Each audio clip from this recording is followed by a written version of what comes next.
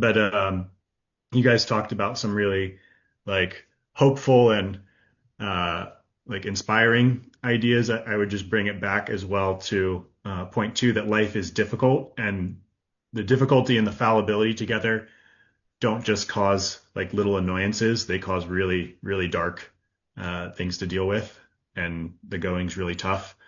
One of the things that this is connected to is I read through the Gulag Archipelago after hearing Jordan Peterson Mm. sounded off a bunch of times. I finally got around to it, and one of the things that Schulz-Nitzan points out is that a big reason why no one sort of uh, there wasn't a collective movement to fight back against all the terrible things going on was because no one could report failure. Because the Soviet state believed we are the state, we are the best, we've done it, we've we're got control and we're on the path to perfection. Yeah. Therefore, if there's some failure somewhere, if people are starving, that would imply that we aren't perfect, and that can't be because we know we're perfect. And so anytime, like anyone who spoke up against it was considered a traitor to the state. So then no one would speak up against it. So this idea of perfection, if you're committed to it, stops you from registering like, oh, here are things that I need to be addressing and adjusting myself to. So it makes you non-adaptive, and the longer you hold on to it, the more you ignore the signs that are telling you, hey, you need to adapt, you need to change, Hmm. and it can get really, really, really dark and really difficult. So Yeah. um, you want to bring that back to the political realities that we face because it's not all just like I gotta hype myself up to keep going to the gym and stuff. It's like we look at a world, whether we whatever points we would argue on what we believe or what we don't believe, most people look out at the world and see things that are not just minor annoyances, that are things that they feel are, um, put them on the brink of despair, at least, and make them um, doubt the existence of any perfection anywhere, as in, what hope is there beyond ourselves and all sorts of things that really are, yeah, on the road to despair. So I think this point is set up in my hope to look at that directly and be useful even in the midst of that. Hmm. Think a lot about egregores when we think of the infallibility of society or something that is abstract, something that is an accumulation of mental energy or thought, like a brand, right? Like it's hard to really to look at the brand of, let's say, Coca-Cola, right, as being something tangible. It's people's collective thoughts of Coca-Cola with all the items out there. And so when you think of the individual as being fallible, it's a little easier because it's almost microscopic. It's very intimate.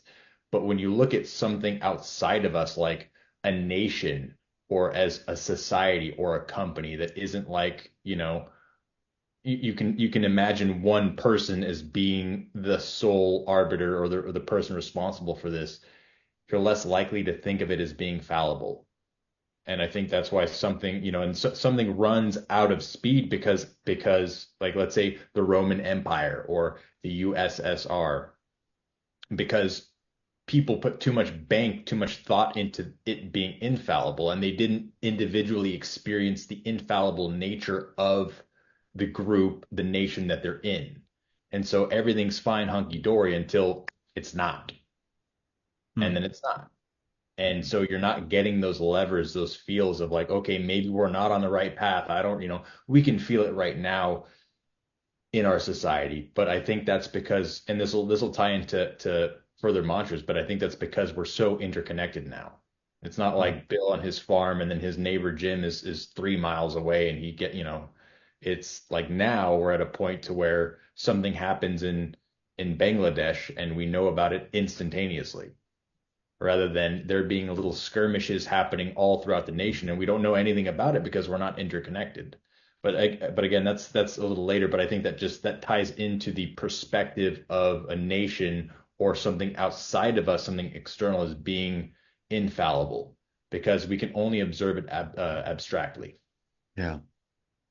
Yeah, and that reminds me of just like the older generation. I'm sure that this is a timeless story, but the old generation just being like, well, back in our day, Yeah. you could have faith in the party, whatever that party was, Hmm. or what the organization, insert Yeah. organization's name, news, government, whatever it might be. And one of the experiences that's been happening is like of our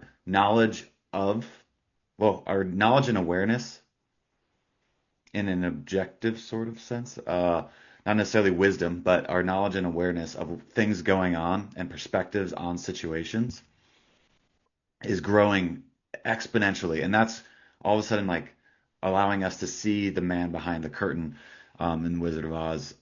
That's always been there, and like there's always other stuff going on, and that makes it harder to have faith in everything in the same sort of way that folks I think used to be able to, because there's just less information, so you could believe the narrative a lot easier, whatever that narrative was. And there's some definite pros to that. Like Yeah. I think it's way less scary if you were just told like, no, it's gonna be okay. We got you. There's safety and security here. That's life is terrifying, and anything can happen, and a lot of terrible things happen and will happen. And so if you can, like that other point about anyone who says differently is selling something, it might not totally be like I think a lot of parents, I'm guessing, would be able to understand this. I understood this, like in my various professions of like just wanting to tell someone it's going to be okay and truly meaning it and wanting to like get specific about what's going to be okay. Like that can even come from a beautiful place, like a lot of other organizations that may have like gone off the path, may have said at one point or another. Um, so yeah, it is interesting.